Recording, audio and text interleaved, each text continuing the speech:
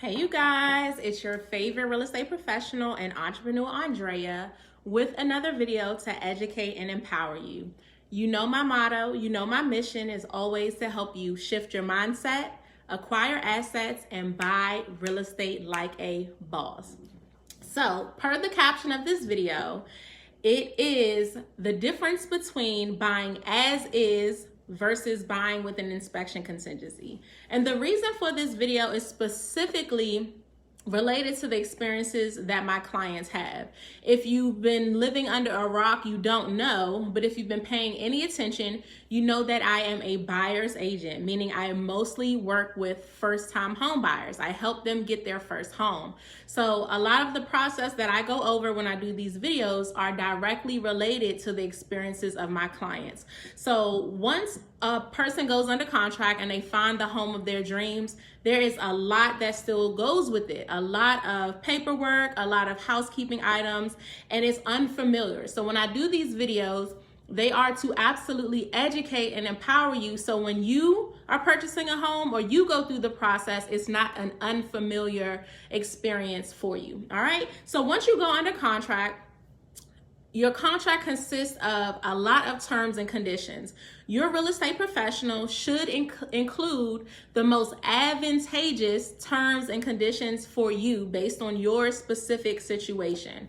One of the key contingencies in a real estate contract is the inspection contingency. So again, per the caption, there is a big difference between buying a property as is and buying with an inspection contingency, depending on what terms and conditions, what contingency your realtor includes in your contract could absolutely affect you in a beneficial way or adversely and absolutely make it a horrific experience for you. So that's why I want to educate you. All right, so first of all, I want to start with terms. There are two ways it can go. You can purchase a property as is, which means just what it sounds like, as is. I'm taking the property just the way it is. Or you can purchase with an inspection contingency. And each of these has different components that you can tweak, but it's pretty much straightforward. You're taking the property as is, or you're gonna do an inspection and allow the seller the opportunity to address it. So first things first, as is means the seller has absolutely no intention to make any repairs, right? I wanted to tap into this because in this market, it's extremely competitive. And a lot of the ways that we're getting offers accepted are as is. We are letting the seller know from the jump that we know you have no intention to make any repairs. I want this property. So what happens in this situation, you want to be absolutely aware when you're looking at the home, when you're doing your initial showing and you're walking through, you want to look for things such as leaks, such as the roof, things that possibly could be identified in an inspection, but at least on the surface, you want to pay attention because in this market, if people are purchasing properties as is, the seller has no intention to make any repairs, you want to use your eye and pay close attention to the property from the very first time you see it. Again, as is. The key component of as is that the seller has absolutely no intention, meaning we know they don't want to fix shit, okay? This is important. And it sounds a little blunt, but in this market, this is how offers are being accepted. They want you to take the time to look at the property the very first time and decide whether you want it. But the key component of as is that the seller has absolutely no intentions of making any repairs, right? With as is, you can purchase as is with a right to an inspection, or you can purchase as is with no inspection, meaning you don't care. Me personally, as a realtor with over 15 years experience, I would never recommend that you buy a property without an inspection.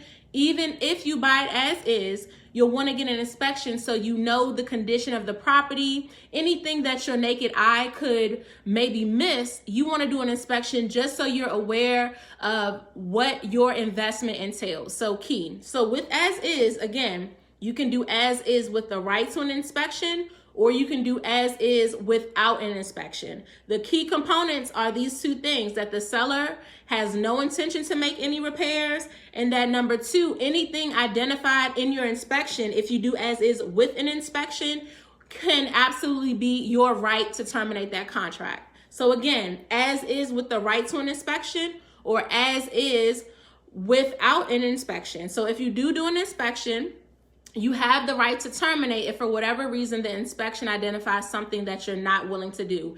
And I'll tell you, to be honest, I have had rare experiences where we offered as is with an inspection, and the inspection identified some things that maybe the seller didn't anticipate and they were willing to address. However, and I want to be clear on this, however, what is written is what is. So if it's not in writing, the seller has no obligation to address it. So I got lucky and blessed and had some sellers that were willing to address things, but our offer absolutely said as is. So if this inspection brings back something that's undesirable to you as a buyer, the seller can absolutely say, oh, well, that's your problem. You can either terminate this contract or you can move forward and address it in your own time. But as is, I want to be clear for my buyers, and I want you to know what you're signing when you're completing these offers and contract. As is means I am taking this property as it is. Again, with an inspection or without an inspection, but the key components of as is that the seller has no intention to repair anything, but anything identified can absolutely be your right to terminate. And again, I wanted to stress on this because in this competitive market, a lot of the offers that I've presented that are getting accepted ultimately are as is. Of course, as a real estate professional, I'm looking at the home, hoping that it's in great condition. I'm looking for certain things, but an inspection identifies things that are not visible to the naked eye. So whether you're doing as is or with an inspection contingency, make sure you get an inspection. We have a rule, we have a saying, for your protection, get an inspection, all right? Another way you can purchase, the opposite, not really the opposite, but the alternative to as is to purchase with an inspection contingency. Again, contingency meaning I will purchase depending upon. So if your realtor includes an inspection contingency in your offer, that means you have however many days. My standard is usually 5 to 7 days to complete an inspection, whether it's mechanical, structural, termite, pest, sewer, mold, mildew, whatever. In your offer contract, your realtor should include an inspection contingency that lets the seller know that in this time frame, 5 to 7 days, my buyer will conduct an inspection, and if for whatever reason something is identified in the inspection, and this is the difference between as is, with an inspection contingency, anything identified in the inspection report can now be presented to the seller for evaluation, give them the opportunity to address it, or you guys can negotiate, and you also have the right to terminate. So unlike as is, the inspection contingency gives you a little more certainty when it comes to any unexpected repairs. With the inspection contingency, you know that you have the opportunity to present it to the seller. As opposed to as is, the seller has absolutely no intentions to make any repairs. Again, sometimes you have sellers that are willing to work with you and will address repairs even in an as-is contract, but as is means as is. But with the inspection contingency, you know that you have a certainty to present it to the seller, hoping that they'll address more, well, mostly all of the items, whatever it is that's negotiated, but at least you have the opportunity to discuss it and share with the seller. And I wanted to kind of tap into this because sometimes inspections identify things that we obviously don't anticipate to be wrong with the house, right? And that's why it's important that you get an inspection. So what do you, in either scenario, what do you do if the inspection report identifies some issues, right? So in as is, again, there are some sellers that are willing to look at the repair list and make some repairs, especially if it's maybe a flip. A lot of times investors wait for the inspection to get the requirements so they can send their contractor to do a punch out list. And the reasoning behind that is that they want to do just enough work and not have their contractors do more than enough. So sometimes they do wait for the inspection report to get their contractors to make any final finishes, right? So in an as-is situation, say the inspection report identifies some things that you may not really care for, that you weren't inspecting with the property. This is what happens. Your realtor's job is to present you with your options. Ultimately, as is, again, means that the seller has no intention. So where does that leave you? If you know the seller could care less of the work that needs to be done, as a buyer, what options do you have? So I'll be as straightforward as possible. In this market, you have to decide what are deal breakers for you. There's no such thing as a perfect home. I've never seen a perfect inspection. So what happens is you'll need to decide which of those items are absolutely deal breakers, what items are something that may be minor that you can repair at your leisure or get a contractor for maybe a minimal price and address. But you have to discuss this with your realtor, because in this market, people are taking homes that in another market we would never even consider. I have a client, it came back that the roof needed to be replaced or repaired. She did not want to go back into the housing market. She didn't want to go back in the housing streets and compete again for a home. So what she decided to do was use the rehab component of her loan. A roof can run you anywhere between $10,000 to $20,000. This, depending on the type of roof, depending on if it's being repaired or replaced. She elected, and again, this comes with education. She did her due diligence. She got a roof cert to see how much it would cost to replace it. And she decided she would much rather take the rehab component of her loan, get a brand new roof, as opposed to go back in a housing street. Now, some people may ask, why would you do that? I'm not buying a house with somebody's raggedy roof. Let me educate you really quick. So, depending on the type of roof, a roof can last anywhere from 20 to 50 years. So as a first-time home buyer, if you, for whatever reason, are uncertain as the age of a roof, you should absolutely get a roof certification where a roofer comes in, looks at the roof. They'll tell you if it needs to be repaired, replaced, and they'll also tell you the life expectancy.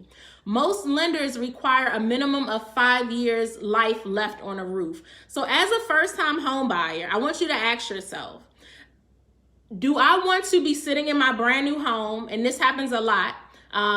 Investors will replace a lot of the aesthetics, but when it comes to some of the hardcore systems, the HVAC things, the roof, they don't always replace it unless it's absolutely needed, because those are high ticket items. So let me ask you, as a first time home buyer, you're in this sparkly new home, you got your granite countertops, your stainless steel appliances, you got the little LED lights, the party going on in the dining room, but the roof is probably like 20 to 25 years old. It's not leaking right now, but your inspector says that in 5 years or so, you will need to replace this roof. So do you throw away the whole house and say, forget this house? Or do you take advantage of maybe the rehab component of your loan, or if you have the cash, and take the time to replace this roof? Now, why would this make sense for me to invest $10,000 to $20,000 in a brand new roof for my new home? Isn't that something the seller should do? No, let me explain to you why. When you're buying a home, it is probably one of the biggest investments that you will make. You have a brand new home, all this aesthetics. One of the most important things, which is the covering to that house, is the roof. So I can take $10,000 to $20,000 from a loan, right? And I'm a factual person. I like to break things down so people understand. $10,000 to $20,000 over a 30-year loan is about $334 a year. That's less than your Starbucks. That's less than your 5-hour energy. That's less than your Rita's habit that you have every day. And it seems like you're doing something extra, but when it comes to the security of your home, making an investment now as opposed to later is always the wise thing to do. And think of it in this market, in this competitive market, you found the home that you absolutely love, right? Is it worth $334 a year to invest in a brand new roof for the home you love? Or, you know what, forget it. They should have replaced the roof when they redid this house. I'm not doing that. That's their responsibility. And go out there, spend another 6 months to a year trying to find a home that can never meet up to the home that you originally fell in love with. I'm a core logic person, and it takes a professional with experience to be able to convey this to a buyer, because being a first-time home buyer is extremely stressful sometimes. But I am an absolute believer that the more educated you are, the more powerful you are. So sometimes it takes me having to have a conversation with my clients where we're weighing scenarios and situations and thinking of it in the broadest perspective as possible and forward thinking which one is more advantageous to you, right? So sometimes you have to invest in yourself, in your new home, long term, for you to get the long term results that you want. And I'm speaking specifically to this market because this market is super competitive, and a lot of buyers are missing out on opportunities because they're working with agents that are not educating them on all of the options that they have. Unless you can guarantee that your roof is brand new, you should, one, absolutely get a roof certification so you can determine the age of the roof. And if for whatever reason the roof is not new or doesn't have a life expectancy over 5 years, you should absolutely either take the rehab component of your loan and replace it, repair it or replace it, give it longer life, or if you have the cash, let that be one of the priority items that you address in your new home within the first 2 to 5 years. This just makes sense. Your investment is something that's valuable, something that you take care of. So back to the contract, the components of your contract. As is versus an inspection contingency, what happens in either of those cases? As is, meaning the seller has no intention, that now means that you'll have to sit with your realtor and decide, out of those repairs that the inspection have identified, which ones are you willing to address on your own, or which ones are deal breakers for you. You'll have a timeline where you have to respond and let the seller know, you know what, I'm gonna take this house, I'm gonna, take care of this, or you'll let them know, you know what, forget this is a deal breaker, I don't wanna deal with this. Either way, you have options. The options are slightly different, but with as is, take it or leave it, but at least you have the option to leave it. With the inspection contingency, you can now present these repairs. Your realtor can now present these repairs to the seller, and they can determine which of those items that they are willing to address. Again, in this market, some sellers are only willing to address the major things. You have some sellers that are willing to address everything because they want to put a premium product. And you still have sellers that will not address anything. And now you have to decide what are deal breakers for you, whether you'll decide to take care of it on your own or terminate, but you always have options. However, contingencies, terms and conditions are parts of your offer contract that your real estate professional must put in that contract to protect you. You'll only have these options if these addendums and contingencies are being used when your realtor makes an offer. So that's why it's super important that you educate yourself on what those options are so you can make an intelligent decision. So the last part of this video, because a bulk of my business are NACA buyers, NACA, Neighborhood Assistance Corporation of America, a nonprofit organization that I work directly with first-time home buyers, which is a totally different process. So that process can look different from maybe somebody using Navy Federal, somebody using Sandy Springs. So I want to go over what as is or inspection contingency looks like to a NACA buyer, because it looks totally different. So say you're a NACA buyer and an inspection is required for NACA buyers. There's no getting around it. Whether you're buying as is or not, you have to get an inspection. The lender wants to make sure that you are absolutely aware of the investment you're making, but even more importantly, they want to ensure that they're lending money for a home that's in good condition that you can actually live in, right? So as a NACA buyer, you've gone under contract for a home as is. Remember, that means the seller has absolutely no intention of making repairs. But with NACA, the hand department is going to give you a list of required and recommended repairs. Required meaning these repairs have to be addressed in order for the lender to lend you money, right? So we're under contract for as is. I know the seller doesn't want to fix anything, so how am I going to get these required repairs addressed? Again, the same conversation needs to be had. Do you have the funds, one, to address these items? Again, with NACA, those funds need to be in your bank account at the time of your decision making. So if there's a roof or a water heater or something that needs to be addressed, do I have the finances to make these repairs? Because the lender wants somebody to fix it. So if it's as is, and I know the seller isn't going to, do I have the funds available to fix this on my own? Yes or no? That's something you need to decide. Number two, if you're going to use the rehab component, which NACA also allows, and that is they'll do an appraisal. You can get up to 110% of the appraised value, and you can utilize that budget to make any repairs, whether it's required, recommended, or wish list. Do I want to add this onto my loan? Again, you have the acquisition price, which is the cost of the home, and then you have the rehab. You can absolutely use NACA's rehab component to address any repairs that are identified in your inspection report. So this is important, especially if you're doing as is, because this doesn't have to come out of your pocket. You can use your loan. However, with the NACA program, you will have to have NACA approved contractors submit bids for the work that is to be done. I encourage you, if you're going to use the rehab component of the NACA loan, make sure your contractors come out in the very beginning.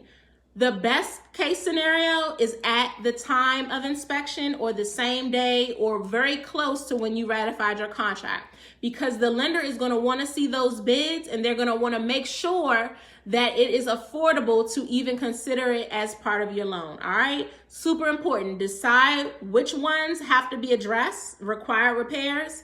Get your contractor out there to submit bids and get it to the hand department as soon as possible. But a home that's purchased as is that may need some work does not mean it's not accessible to you. You just have to do your due diligence to get a contractor to come out to submit a quote and get it to the hand department as soon as possible, but it's absolutely an option. The same thing if you're buying via an inspection contingency. The hand department wants to know who is going to address these items. So you need to determine as soon as possible, in collaboration with your realtor, whether the seller is going to address these items, whether you as the buyer can afford to address these items. How big are these items? Are these items that need to be addressed right now, that the lender is requiring right now? Or is this something that you can possibly waive and deal with when you get your taxes back, or when your mom gives you the house money that she promised you, whatever.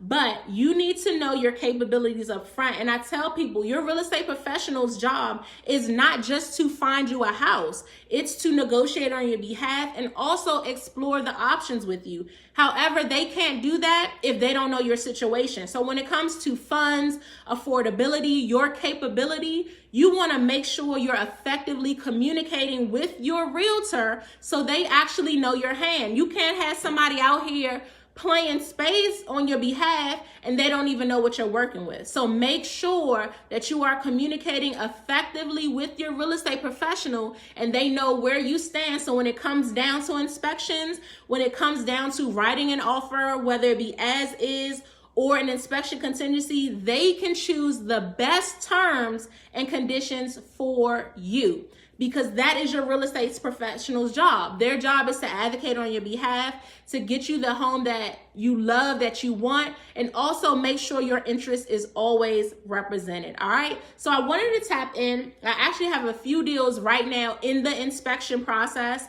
and this is a real life thing. So I have to work with my client to educate them on what their options are. But more so, I wanted to do this video to let people know it's not the end of the world if repairs need to be done. It's not the end of the world if something may need to be fixed. There's no such thing as a perfect home. But in this extremely competitive market, there are people buying homes as is, and they're putting their own work into it because the inventory is so low. So I want you to know that you do have options, but to be educated is the way to make the most intelligent decisions moving forward with buying a home. All right. As is, seller has no intention to make repairs. Inspection contingency means that you have the opportunity to negotiate with the seller. Whatever is best for you, you can determine that with your real estate professional, but it starts with you being educated and at least knowing what that is. So when an offer is presented for your signature, you're not just signing your life away and surprised at the end, but you know exactly what you're getting yourself into. Again, the more educated you are, the more powerful you are. All right, you guys? I hope that has been helpful. Make sure you share this video with someone that you know who may be buying a home, because education is super, super important. A lot of people have adverse experiences when it comes to home buying because they're not taking the time to educate themselves. So make sure you share this with someone who it can absolutely be useful for. Like, share, comment, make sure you subscribe to my YouTube channel. Tons of other jewels to empower you towards home ownership. Again, always a pleasure. I appreciate your support. Make sure that you visit my website, AndreaWashington.com. I have a self-checklist, personal. You know, it's not always real estate. It's also mindset. So make sure you take some time to develop yourself. As I grow, I always want to bring somebody with me. So definitely check it out, AndreaWashington.com. Again, you guys, always my mission, always my motto to help you shift your mindset, acquire assets, and buy real estate like a boss. Until next time, you guys, thank you so much. Peace.